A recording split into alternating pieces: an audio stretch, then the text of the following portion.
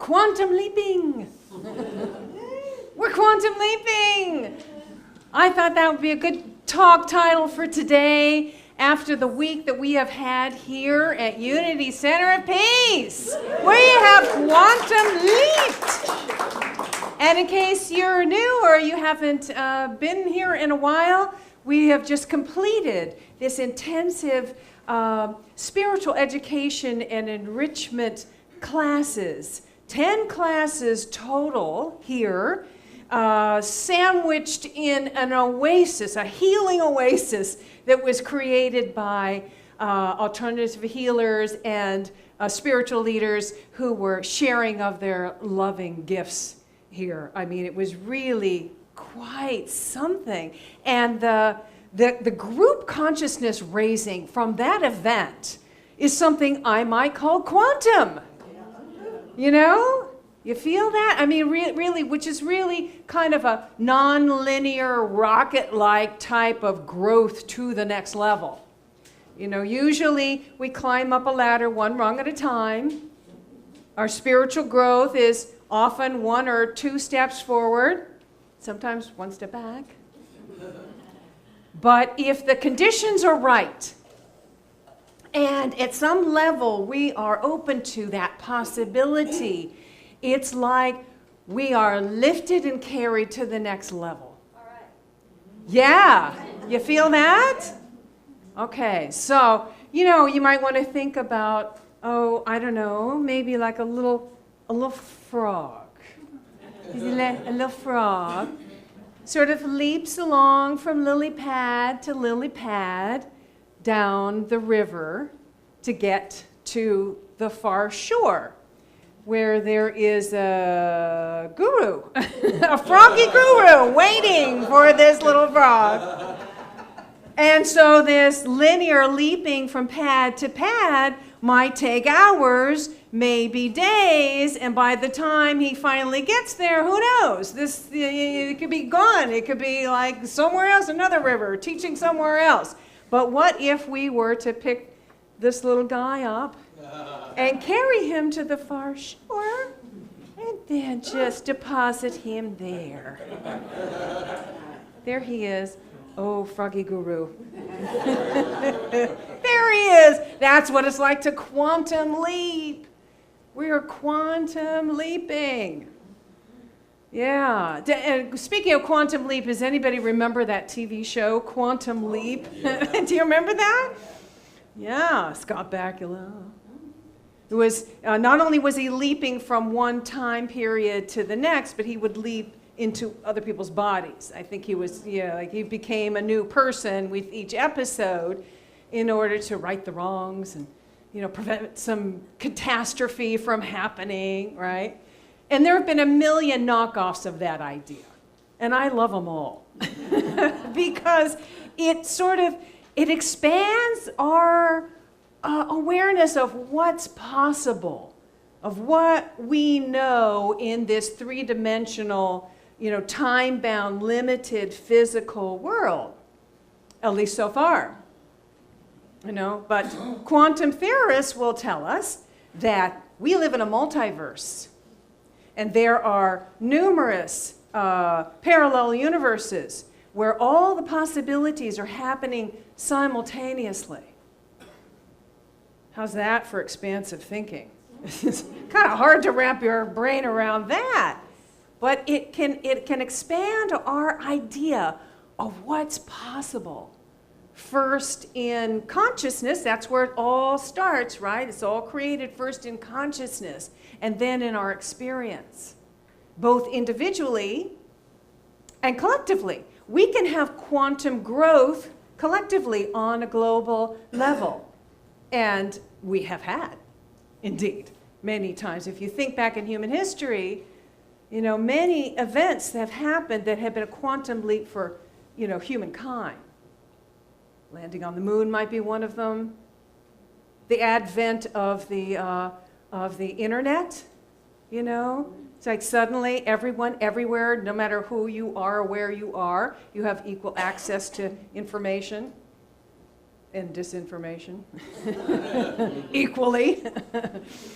Some would say that in this country, the first Parliament of World Religions in 1893 was a quantum leap in consciousness for the Western world, because it was the first time that this country had been introduced to Eastern thought.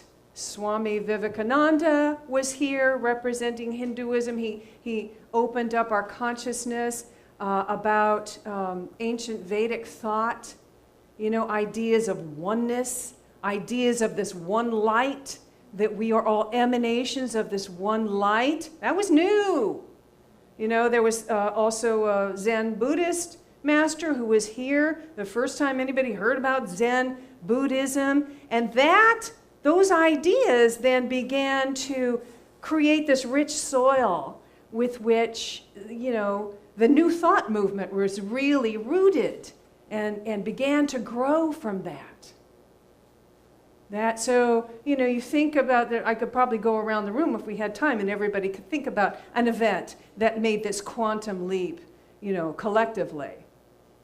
But kind of back on an individual level, have you ever had the experience where you were just struggling with something? Just struggling with something, you just don't know how you were ever going to move through this, like, I'm just going to have to learn to live with this. And then suddenly, one day, it lifted. It could be a physical thing, it could be a repeated relationship pattern, it could be a financial situation, it could be just trying to grasp a concept, trying to learn something, and you just can't quite get it, and then one day the lights go on. Anyway, how many people have had that experience? Yeah, almost everybody. So, yeah, you know what I'm talking about. And, that's quantum leap growth. And then you look back sometimes, on that struggle that you had, and you think, how could I have even been there? Well, maybe you're more kinder to yourself than I am. And you actually have compassion for your previous pain, you acknowledge your growth. And that's the thing about quantum leaping, is that it generally tends to happen after we've been working consistently on something, after we have, really kind of focused our intention on something for a while, and then suddenly it's as if we're picked up and lifted to the far shore. And there is the love of our life. Or there is the fulfillment. Or there is the abundance. Or there is the healing. Or the transformation in consciousness. Just there. That's what sort of feeds that experience. So, for example, I struggled most of my adult life, all through my 20s and into my 30s, I struggled to be financially stable. I was struggling to make ends meet. Of course, I chose to pursue an acting career in Los Angeles. So if you don't happen to be in the right place at the right time with the right people, which I was not, you tend to go through, there's periods of like a windfall, and then there's long stretches where there's nothing. So, it's this. And all this time, see, I'm reading books about prosperity. I know about this, or at least I'm trying to educate myself about it. I'm reading books. I'm doing the affirmative prayer work like daily, like day after day, month after month, year after year, and nothing is shifting. At some point you just go, really? And then I meet and fall in love with and marry a struggling writer. And we're struggling together. Maybe not quite as much, but we're counting every penny. But now we see we're taking classes together. We're taking prosperity classes. We're reading books. We're doing the work together. I am taking classes at Agape. I'm doing the professional spiritual coaching classes. And my consciousness is really beginning to really expand. I'm on a different level now. I'm participating in the law of circulation. I'm being of service in the world. And then one day, it all shifted. Of course, it was probably a period of months, but it felt like one day, and we've never been back since. So, you think about, you may have had an experience like this in your own life. You think about scientists and mathematicians or astrophysicists. They will work on a problem for years. I don't get it.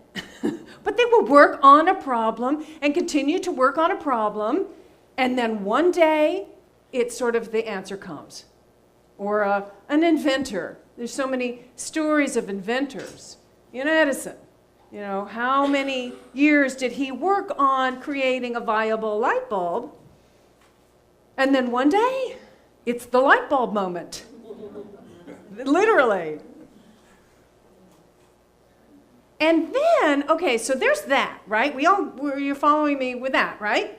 And now, so now, on the other side of that, there are some times in our lives where it does seriously seem to come out of nowhere. Like you weren't working on it, you didn't even know it was possible. And then somehow you are picked up, excuse me, and brought to the next level. And it feels like, those moments of, I want to say divine grace or mystical shifting that happens. Like mystical experiences do this. So for instance, the first time I had a mystical experience, I was 15 years old and I was in a yoga class, which at the time, yoga was really new and it was really kind of cool, very avant-garde. Everybody's very excited about it. It was a big room of like 50 people and we were all doing yoga together. And at the end of the class, the instructor guided us in the chanting Om. And we were chanting Om over and over. And I left my body and I was floating at the ceiling. And I emerged with all the other people. We were all suddenly all one, floating at the ceiling, looking down in my experience. And I'm like, whoa, I was not looking for that. I didn't even know that was possible. What is that? Kind of freaked me out, but it was very cool. And it sort of, that was the thing that turned me around and headed me in the direction that I'm still on, this spiritual path. That's what it was. So those moments of divine grace that really literally seem to come out of nowhere. So the question is there a way that we can consciously create the conditions that are conducive for having divine grace or quantum leaping? What do you think? Yes, absolutely we can. We can. And let's talk about some ideas for doing that. Okay, the first idea that I want to talk about, no surprise, this little rock says meditation.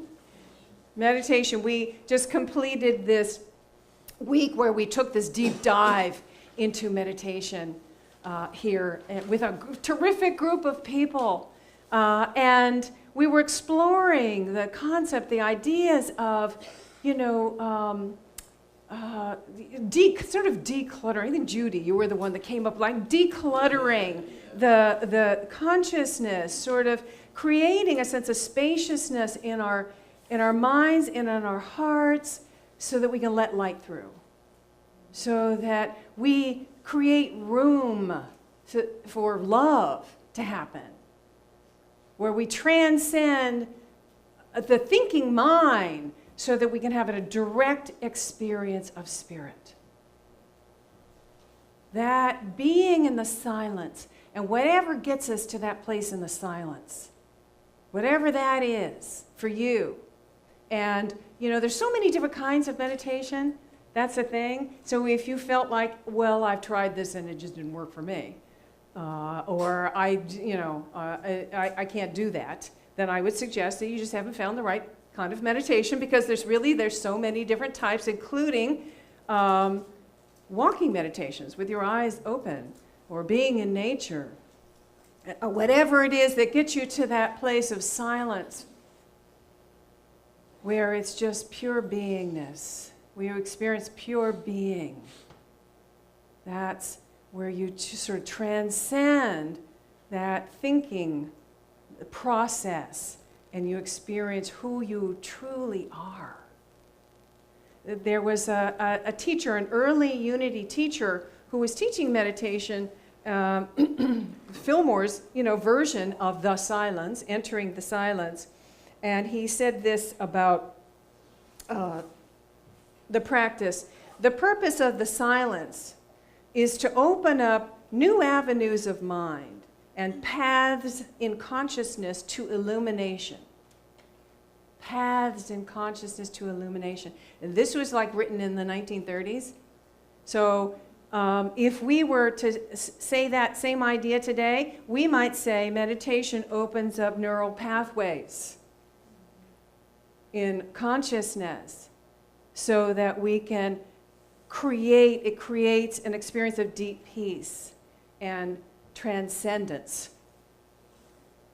So now if we make this a regular practice, that illumination, that transcendence begins to spill into our lives, either incrementally or all at once, like a quantum leaping kind of experience.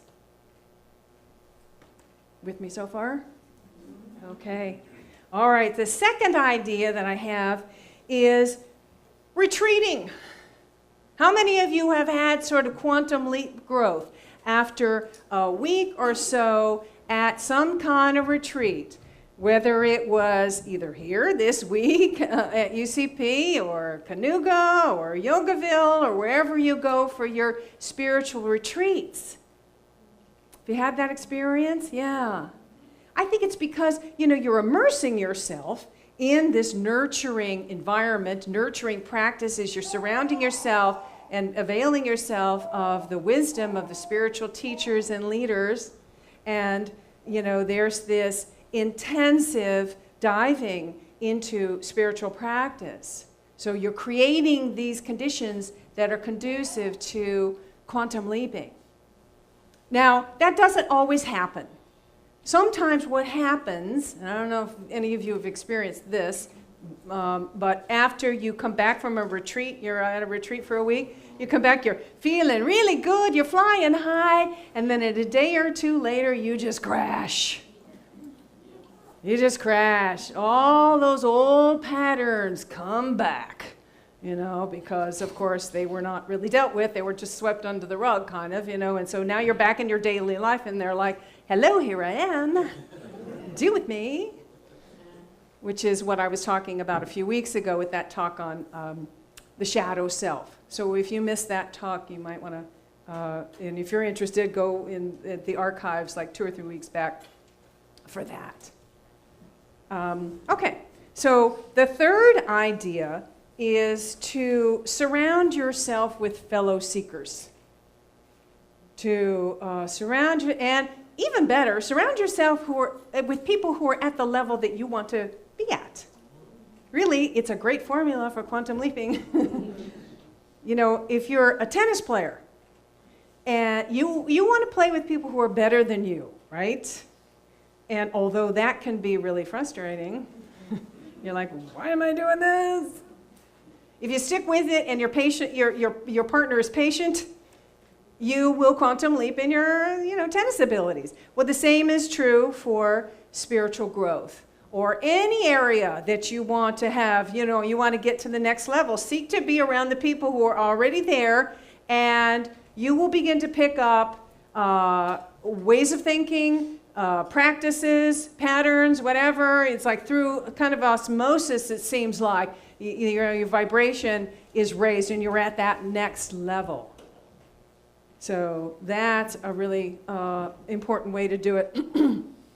So the last thing I want to talk about there's many ways to do this, but the last thing I want to focus on is to commit to living your purpose. It is perhaps the greatest way that we can lay that groundwork for quantum leaping, is to live our true purpose. And that means really being committed to fully being who we truly are. Who are we? Anyone? Divine mind. Spirit, expressions of the one.